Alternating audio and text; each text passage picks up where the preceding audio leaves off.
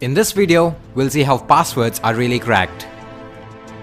Passwords are not saved as plain texts. Any website of this age on the internet uses a hashing algorithm to encrypt and manage passwords.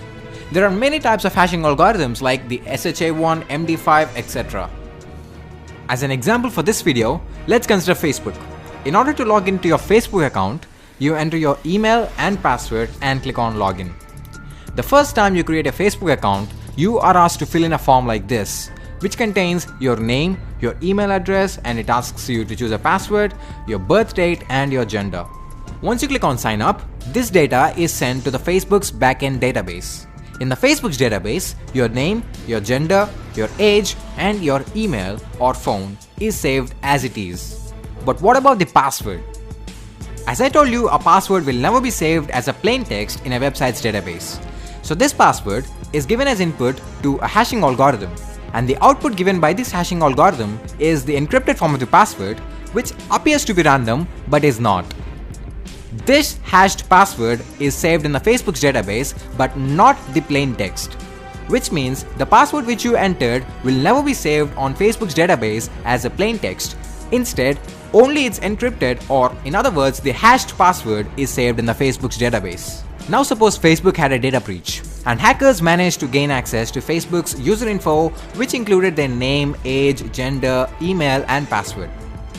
Though hackers have this information, they will not be able to log into any specific user account because the password is encrypted. If the hacker tries to log into any specific user account with the hashed password, he will not be provided access.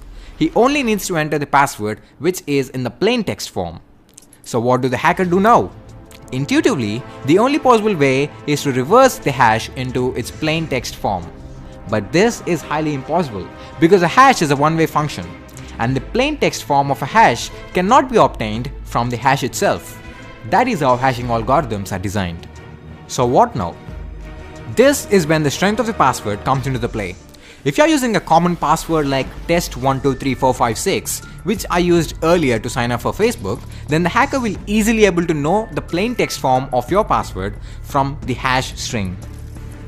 There is something known as rainbow tables. These rainbow tables contain the password hashes of numerous commonly used passwords along with their plain text forms. So the hacker will be able to do a simple search with the password hash that he has, and if the password hash exists in the rainbow table, that means that the password is successfully cracked and we now have the password in a plain text form. Remember that rainbow tables contain the password hashes of only the passwords which are commonly used. As a reference, you can try it yourself at crackstation.net. But what if the password is not a commonly used password? In that case, rainbow tables are of no use. So there comes dictionary attack and brute force attack. Both are quite similar. In dictionary attack, you have a word list. A word list is nothing but a huge text file with loads of passwords. In this attack, the hacker writes a code which compares the password hash to be cracked with the password hash of each and every password that exists in the word list file. If any hashes match, then it means that the cracking is successful and we now have the plain text of the hashed password. Now this attack can be target specific as well, which means you can actually create your own word list targeting a specific individual, provided that you know some basic details about him and assuming that he used his basic details to frame his password. This attack can be a success or a failure based on the quality of the word list that you are using. In a brute force attack, each and every combination of letters, symbols, and numbers are converted into their hash forms and are then compared with the password hash which is to be cracked. In other words, you're literally taking every possible password that can exist, convert it into its hash, and check if the hashes match. So yes, it literally takes forever to crack a strong password using this method. However, if the computer's processing speed is fast enough, then yep, simple passwords can be cracked easily by this method.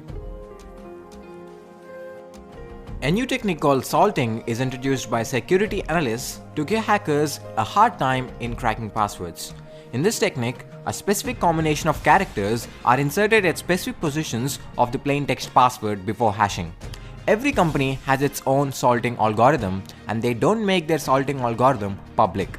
For example, let's say Facebook's salting algorithm inserts the string f ampersand 2p at the beginning, after the third character and at the end of the plaintext password. After salting the password, the salted password is then hashed by a hashing algorithm. So, when a salt is used, rainbow tables are of no use, even if the password to be cracked is a weak and commonly used password, because the hash of the password without salting do not match the hash of the password which is salted. Also, brute force attack and dictionary attack are not effective to crack salted passwords, unless the hacker already knows the salting algorithm employed by a company. So that is it for this video. Thanks for watching. Leave a like if you like this video.